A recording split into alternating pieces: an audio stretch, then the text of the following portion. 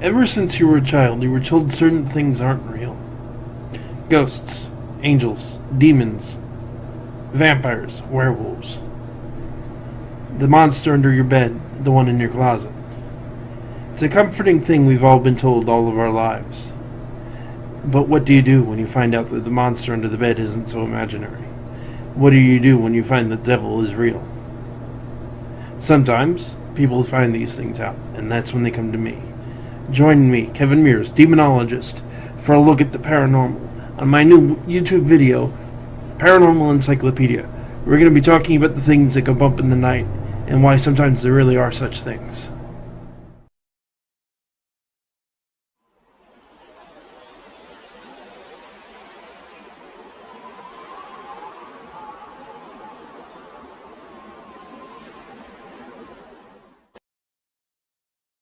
Good evening, everyone, and welcome to the latest episode of the Paranormal Encyclopedia. I'm your host, Kevin Mears.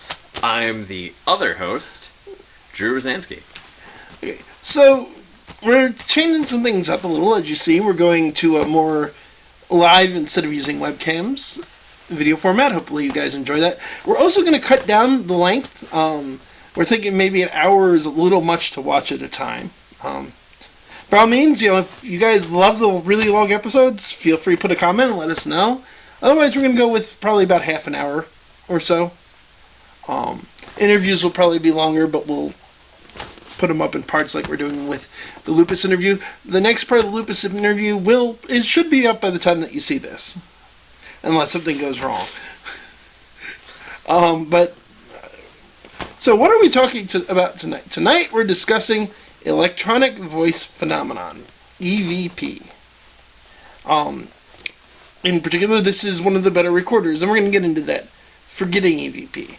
We're going to talk about how you get it, what it is, what you can do with it, maybe a little bit of the history of it as well. And yes, we are actually going to get some of it here.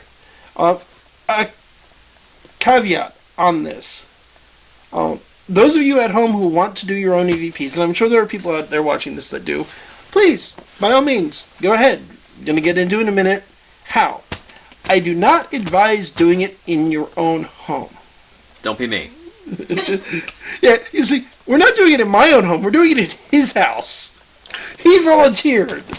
The reason for this is actually pretty simple. If you have something in your house and you start giving it attention, like trying to do EVPs, it gives it energy. It makes it worse. Is it like giving puppies table scraps? It's more like giving kittens catnip. Makes a bunch of weird noises, kind of rolls around on the ground a little bit, and okay. Hyper. Or there you go. Espresso to children. Don't their little hearts just... Not infants, small children. Okay. Not infants, for God's sakes, no. My fiancé and I were just at a restaurant the other day. I was horribly disappointed. On the back of the menu, it said unattended children will be given espresso and a free kitten. So, of course, I had to go. So, I'm very childish. Where's my free kitten? I want a kitten and espresso. Not a big fan of the espresso. But, hey, we're going to do some EVPs. Like I said, don't do them in your own house. Or at least don't do them this way in your own house. If you really want to do them in your own house, my advice would be to just take the recorder, hit record, and walk away. Come back 5 minutes or so, and see what you get. If you want to go out and ask questions, find your friend's house. That way if something goes wrong, he gets to live with it. No, or more seriously, go to a historical site. Go to a cemetery during the day. And we'll do an episode about investigating and how to go into a cemetery at night without being arrested. It's usually you just call ahead. Yeah, pretty much it comes down to if you're going to go to a cemetery or some other site at night, call the owner. If it's public land, like many cemeteries, call the local police department. Very politely explain what's going on and ask. Even if you did call the owner, it's still not a bad idea to Alert the police, because if they see one or two cars parked outside somewhere where they really shouldn't be, they're going to investigate, and you're going to have a bad time. Even if you do have permission. In which case, they then have to call to find out whether or not you have permission. At the very least, get written permission. That's... Because if you go, yeah, I have permission from the owner, here it is with his signature. But there's really no reason not to call the police and be like, hey, here's where I'm going to be. I have gotten explicit permission from the owner. In writing. In writing. If you want me to show it to you, that's fine, but here's what's going to be happening. Cops are, in my experience, because I've been doing this a long time, and I've had my share of experiences with the cops, they can be reasonable people if you handle it in a reasonable manner. So get permission. It's really that simple. You usually won't get hauled out of somewhere if you have permission to be there, and the cops are aware of the fact you're going to be there. Because why would they haul you out? In worst case scenario, if you are hauled out, if you have written permission, there's nothing they can do. Other than go, you have to leave. In which case you leave. A lot of it with that is common sense. And here's the other thing as well. Most cemeteries are open during the day. I would suggest probably later in the day, just because you don't want to be there. You don't want to interrupt somebody's funeral. Be respectful. Or, anyone visiting a grave. Yeah. Granted, you could do audio recordings fairly low-key without drawing too much attention to yourself. And, if you go to the cemetery and there's somebody obviously grieving or a funeral going on, either wait till they're gone or go to a very different part of the cemetery where they're not at. Respect the mourners. It's not rocket science. It really isn't rocket science here. And if you really needed me to explain those ideas to you, you probably shouldn't be doing this because you lack basic common sense. Or ethics. And either way, I would say ethics of this sort of thing is another important thing we need to get into in another episode. But I will say this as well. When you watch TV shows like Ghost Adventures, Ghost Hunters, and I am not going to remember the rule from the beginning, I don't comment on specific groups and specific TV shows, but you see them always doing things at night. Paranormal activity happens in broad daylight. You can get EVP in broad daylight, you can get photographs of spirits in broad daylight. Go out to the cemetery during the day. It's probably open. Look and make sure that if there's posted hours, go in and it's open. You're not going to get in trouble with the cops unless you do something really stupid, because they're not going to forbid somebody from being in a public cemetery during the day. You also might want to wear slightly more normal clothing. Yes. In general, it's good to dress appropriately. Like, don't go in wearing your neon green blazer. Yeah. I mean, even when I go into one at night with permission, I go in normal street clothes. If I was going to go during the day, I would dress probably more formally, just by virtue of mourners. You fit in better. And respect. Yeah, and respect. A very good friend of mine, who I learned a great deal from when I first got started, he's no longer in this particular work, gave me the advice, particularly when he went into somebody's house, he always dressed like he was going to a funeral. Which I think is a good rule of thumb, because when you dress very respectfully to go to his funeral. But keep that in mind. Just keep in mind where you're at and what you're doing. Like I said, broad daylight, you're probably okay on the trespassing laws, and you'll still get something. Most groups, admittedly, do a lot of things at night, but we do it at night for simple reasons that aren't actually paranormal related. Most people work 9 to 5. You can't really go to a cemetery at 3 o'clock in the afternoon if you're at work till 5. You go in the evening when everybody's off. You can, you just don't retain your job. Granted. And you don't retain your job, you don't pay your bills. And you don't buy all the nifty equipment you have so you can go to the cemetery and find ghosts. So, yes, you'll get activity during the day just fine. worry about, it has to be at night for you can make arguments about it's spookier at night, but are you there for the melodrama, or are you there to try and actually get something? If you're there for the melodrama, then you call the cops and say, hey, can I go to the cemetery? They say yes, you're golden. Also, research whether or not the cemetery or place you want to go to is open to the public. Yeah. There are private cemeteries, like military cemeteries frequently, that don't let people in unless you're visiting a specific grave, in which case, don't go to that one. Yeah, it's, again, a lot of this isn't rocket science, and sometimes it's a slightly more private cemetery. Find who owns it, ask. You get permission, you're probably safe. Mm-hmm. And if they say no, respect the answer you get. And also, quite frankly, historical sites are a great choice, because lots of them are open to the public, and often they're pretty open to this kind of, especially if it's a historical site that has a reputation for being haunted. They're probably pretty cool with this kind of thing. Eastern State Penitentiary in Philadelphia will open at night for paranormal investigation tours. It's not cheap, unfortunately. It's $50 per person per hour, and there's a minimum number of people and a minimum number of hours. But it is a very active location. You will get activity there. If you have the money, I highly recommend checking it out. It's also a really neat historical site. I recommend going during the day and checking it out if you live near Philadelphia. You can go see Al Capone's prison cell. You can see famous bank robber escaped from there too, Willie Sutton.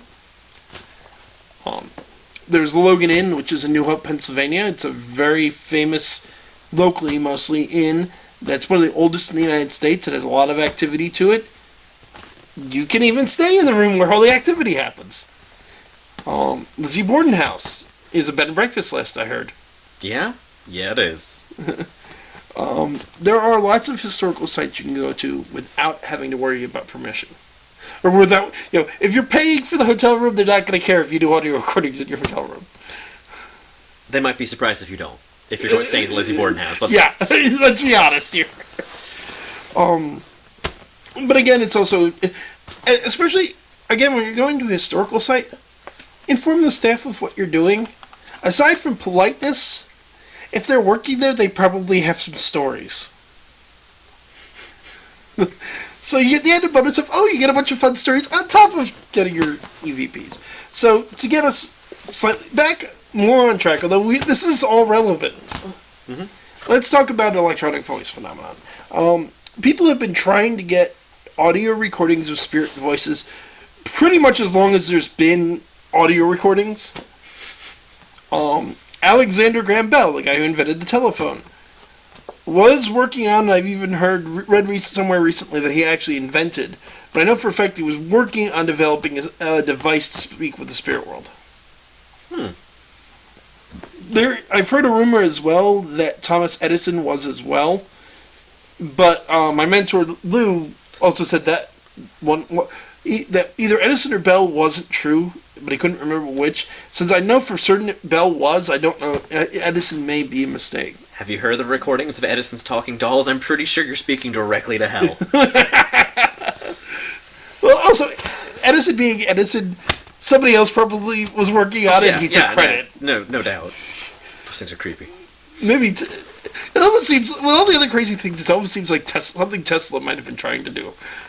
I mean, earthquake machines and death rays. You know what? I'm not sure about the ghosts. Maybe aliens.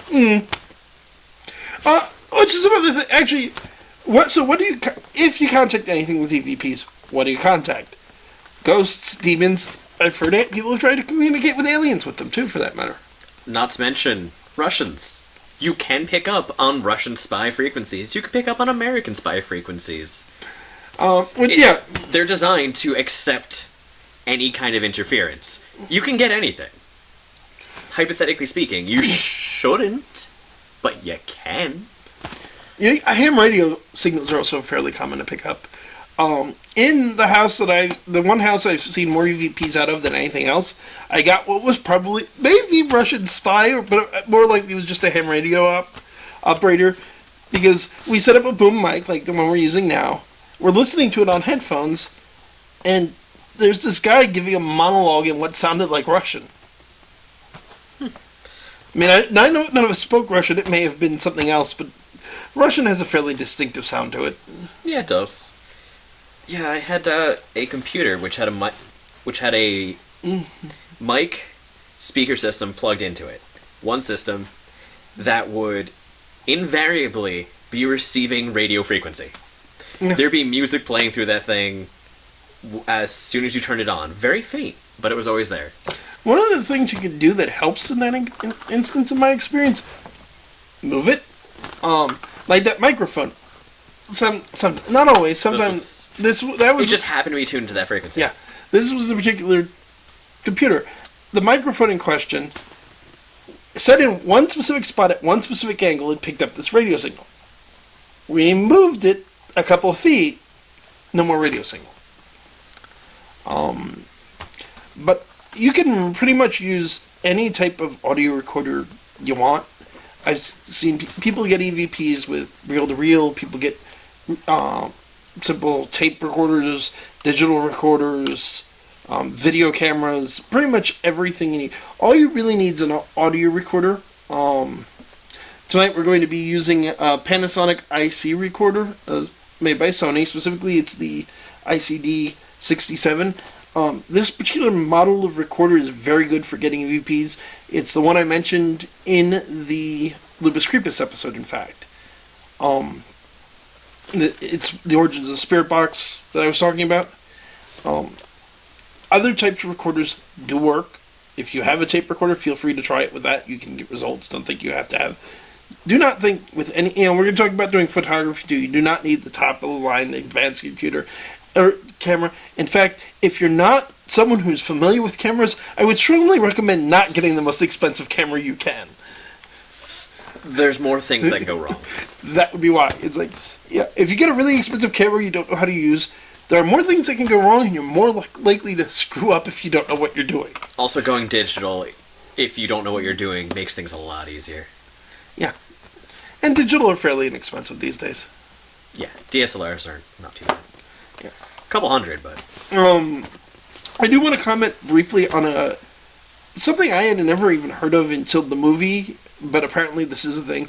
There is supposedly a school of thought that to get EVP you need white noise going on at the time. The only time I've ever heard of this is the movie White Noise, but then I've heard of it a few times since. It's a lot of hooey.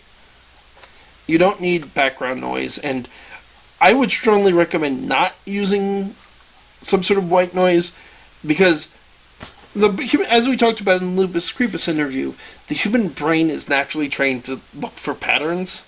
If you give yourself static to listen to,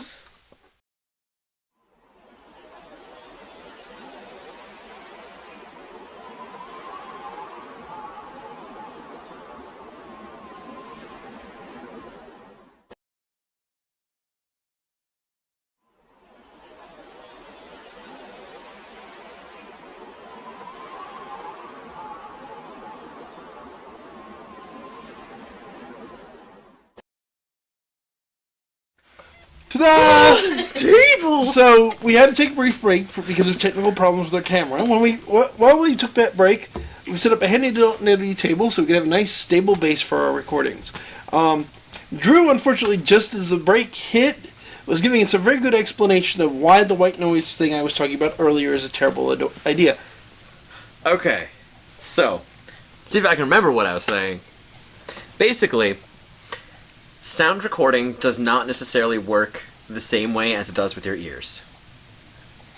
When you generate a lot of white noise, what it's doing is it's taking the tiny little magnet that's inside the microphone and it's vibrating it. If it's vibrating at one frequency and a sound wave hits it, it can create a new sound just by matching the frequency. It doesn't happen that often, which is why we are actually able to understand what I'm saying right now. But it can happen. And with certain bits of white noise or static, it happens more frequently. These sounds are known as artifacts, And it's on a similar kind of idea to feedback, which is when you have a speaker system playing the sound that the microphone is recording. The microphone is then listening to the speakers, which sets up a loop. That loop creates the noise that everyone hates at concerts, and which is the reason why I believe half the sound people that work at certain concerts need to be fired. If you know what you're doing, that shouldn't happen, because you should hear, you should turn it back down. But people like things loud, and therefore you have problems. Rant, rant, rant. Point is, sound artifacts happen all the time. This is one of the this right here is one of the biggest reasons I'm glad to have Dru with me. I am not the technical person that he is. I could not have explained that anywhere near as well. You said well with that explanation. But and it's important, and keep in mind, do not jump to the conclusion that something that's strange is paranormal. We have an episode that we're going to film again for the third or fourth. Let's see. I filmed it by myself. We filmed it. Yes, this will be the fourth time. Because I filmed one by myself and I wasn't happy with it. Then we did one over Skype, and we had the feedback problems. Then we filmed it like this, and we had computer problems. But anyway, we're going to do a fourth take on it, which is about the importance of skepticism and critical thinking, which is incredibly important to paranormal investigation. But you need to think things through, and you need to understand things like feedback and artifacts, so that you're not jumping to the conclusion that something that's someone less open is going to just go, that's an artifact. You don't want to go calling artifacts ghosts. Yeah, it kind of ruins your credibility. Yeah. And we're not going to name names, but there are lots of groups that make that mistake. And it makes, and when they do it, and when they're very public about doing it, it makes us all look bad. Trust me, I refuse to get into the politics of ghost hunting and comment on individual groups. If I wanted to get into it, yeah, I can. Real easy. And I probably will break that rule when we get around to talking about photographs. Because there's some specific groups that are big offenders on the orb controversy. I think we've got into this one. We definitely have. That we need to address directly. One other bit of advice before I go over the basics of how to conduct an EVP and do some examples. Always carry extra batteries. We have a battery in the recorder. We've got another package, and there's 3 more batteries for this recorder on hand. It's a weird truth of the paranormal that batteries will die very quickly when activity is going on. I have seen a new, good quality battery brought by professional cameramen, charged, fail within 5 minutes. Which is strange by itself. When 3 of them do it, all within 5 minutes of being plugged in, all fully charged, that's really strange. Unless he's having electric problems in his house. Which he wasn't. And they weren't even all charged in the same place to boot. But, once again, things to think about. No, and you're absolutely right. But bring multiple batteries. Be aware this is a thing. And bring multiple batteries for every piece of electronic equipment you use. Your flashlights, your cameras. Camera battery. You will thank me later. I've seen it happen too often. And it can be really funny sometimes when it happens. I've been in the middle of EVPs with this guy and just had it die spontaneously just as we were starting to get responses. And it was, no! Just, oh, mother! And that's where the recording ends. But some other advice with EVP. When you do an EVP, you want to state time, date, location. EVP number 1, 2, 3, 4. The reason for this is really simple. It's called, you want to be, when you go back to review it, you want to be able to go, oh, this is where I took, when this happened. Where was this again? Was that the... Yeah, I would be... I'd be the one doing that. That would be me. Yeah. You want to get... Basically, you're going to hit record. You're going to give it 15 to 20 seconds. Ask your first question. Then 10 to 15 seconds. Ask a question. And repeat, repeat, repeat, repeat, repeat. You're giving... Most of the time, you will either... You will get a response on the recorder, but you won't hear it. If you hear it, most of the time, you won't be able to record it. Why is that? I could give you a definitive answer, but I'd be lying because nobody really knows. The popular theory, and the one I personally subscribe to, is this, but it's an opinion, not a fact. What's going on when you hear a spirit speak, usually, is thought to be a kind of telepathy. You're not actually hearing it through the conventional means of hearing, it's being beamed into your head. This explains why recorders don't necessarily pick it up. This also explains why, rule of 5 people, 2 of them might hear a voice talking to them, 1 of them, 3 of them don't hear anything. I always wondered about that. It also happens with visual phenomenon, too. One person may see something, nobody else does.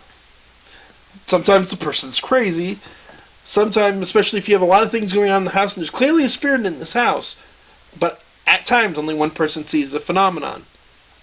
Again, it's thought to be telepathy. This also explains when you take photographs, and we'll be getting into this, of course, when we talk about photographs. If you see it, you probably won't photograph it. If you photograph it, you probably won't see it. It's thought spirits exist as energy. It's often associated with electromagnetic energy. It's directly manipulating the medium upon which you're recording it to produce the sound. So, is that true? I have no idea. No one knows. I don't think anyone can definitively say they know this is the answer. There are other possibilities. Maybe it's a frequency of sound, because there are sometimes, correct me if I'm wrong, but I believe there are sometimes frequencies of sound you can't hear, but a recorder might pick up. No, the infrasound and ultrasound are definitely a thing. Some recorders are able to pick up on them. Some recorders are not able to pick up on the upper ranges or lower ranges of human hearing. So and if your hearing's not very good, you may not hear. So there are other possibilities. I completely lost where I was going with this. This you were talking about. This is a good time for editing. Editing magic. We need a joke reel. Yes, we do. You were talking about... Okay, so I was talking about the differences... Oh, that's what I was going to mention. So there's a movie coming out. I believe this year, if not soon after, you could look it up. We're going to put the date right here, I think, just because we can get the specific date because it's been released. But The Conjuring 2, The Enfield Voices. This is a very interesting poltergeist case that Anne Lorraine Warren did in Enfield, England. One of the many things that makes this case unusual is that the 2 spirits in the house spoke audibly and were recorded. I haven't seen the movie yet. Obviously, it's not out yet. Well, I've just seen it. But the first movie was very good and very well done. I definitely recommend seeing the original Conjuring, if you haven't. I can't say the same for the Annabelle movie. I mean, the entire story was pretty much told in The Conjuring. What were they going to do? Apparently what they were going to do is make a really, really stupid prequel. Chucky, part Annabelle. Of course, Annabelle was one of the inspirations for Chucky. I'm aware, but as of course was Robert the Doll. Back on track. Ghosts. Yeah. And Recordings. Yes. Generally speaking, when you're doing EVPs, there's a couple of questions it's good to avoid. You're asking, and you'll hear when I do it, when you're asking for a response, be specific that you want it on the recorder, not that you don't want the thing to start breaking down your walls. What if you're trying to do demolition? Some of the rules, point. Some of the rules you've heard about Ouija boards apply here. In general, though, don't use Ouija boards. And that's a whole episode coming up, is the many problems with Ouija boards. And the actual psychological aspects of it. A whole episode on Ouija boards across the board, basically, is coming up. But try to avoid questions that are of very religious nature of God. You're going to notice that when we do the EVPs tonight, I'm going to break most of the rules I'm about to give you. Keep in mind, I've been doing this a long time. I have an idea of what to do if something goes wrong, and I have an exorcist on speed dial if it goes over my head. If you don't know what you're doing and you don't have an exorcist on speed dial, don't necessarily do it because I did it. You have been warned. Here's how to do an EVP, but don't do it this way. Well, if we want the good results, we're gonna break the rules. If you don't, but I know what to do if shit happens. Some of you don't. We haven't gotten to the protection episodes yet, which will probably, I think, really needs to be like the next episode, because that's a high priority thing that we gotta cover. Really, we probably should have done it before this one. Oh well. Whoopsies. At any rate, well, you don't need to solve a problem until you have one.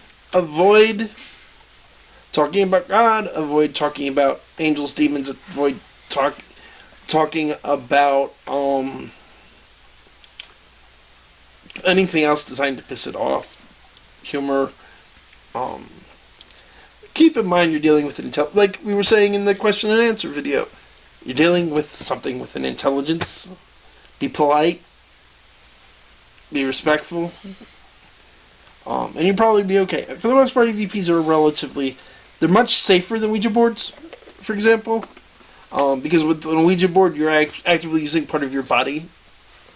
We need to wrap it up. You're using a part of your body. Here, you're not.